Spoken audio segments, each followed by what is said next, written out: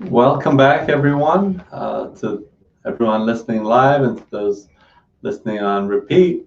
Um, my name is Oren Barr. I'm a physical therapist in Atlanta, Georgia. I specialize in the treatment of chronic pain.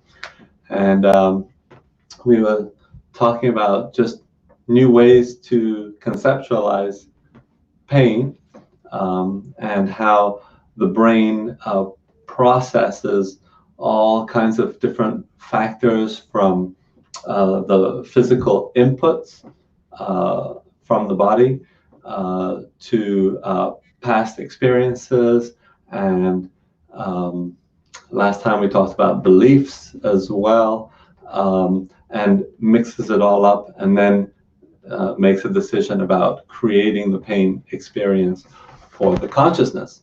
And it only becomes pain once the brain has created it. And the brain always creates the pain. The pain is never created in the body, in the arms, the legs, the back, and so on.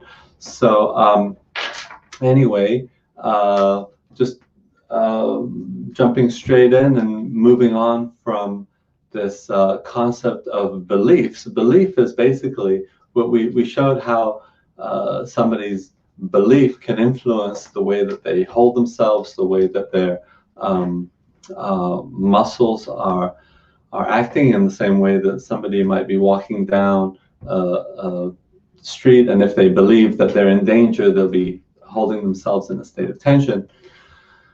And with these beliefs can influence whether the brain will create the pain experience or not. So I wanted to talk specifically about what the beliefs are based on. So is the belief based on something that is true, or is the belief based on something that is a myth?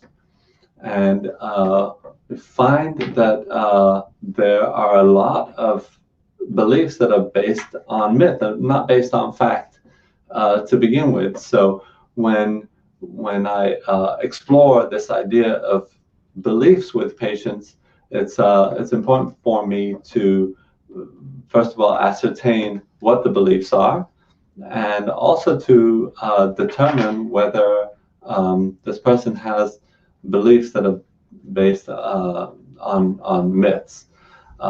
So let's talk about a few of these myths that are very common.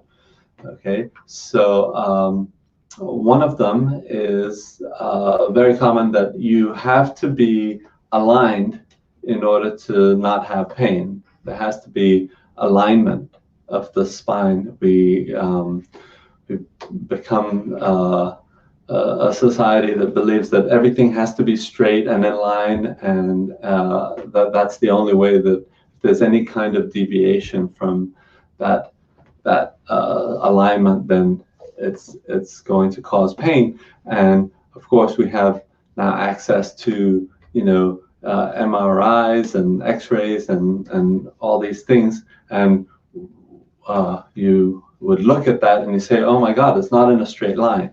Well, the truth is that it's very, very rare to get a spine that is in a straight line.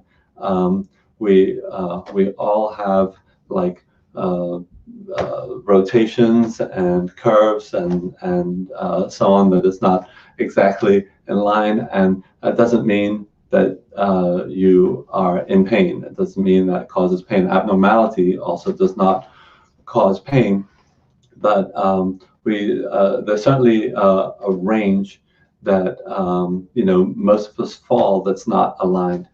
Another myth that I hear quite a lot is that about bulging discs.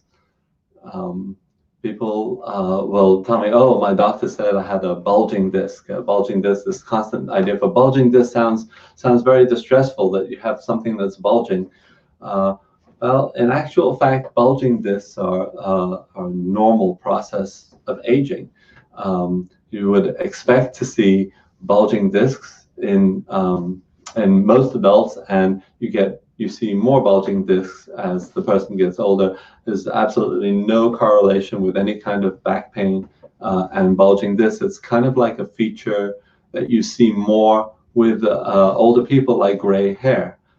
Gray hair, one would certainly see, more as you get older. But if you went to a doctor and you said, "Doc, I have a headache," and he said, "Oh, well, of course, it's because you have gray hair," you would say, "Well, that's a crazy connection."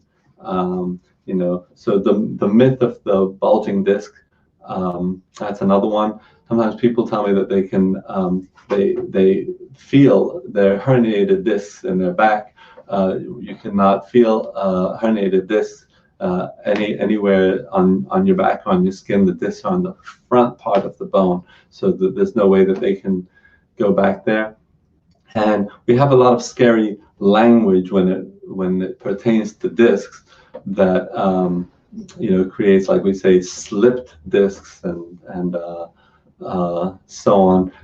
It's like something actually slid completely out of place. There's that doesn't actually happen. And so I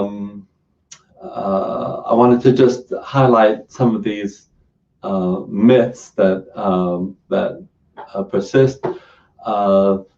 The stretching myth is a good one. We have this belief that if something is tight, we need to stretch it, and I think that is also a myth, because when it comes to tightness, there's a lot of nuances. So, for example, a seatbelt in a car, when you get in the car, you can stretch it very easily.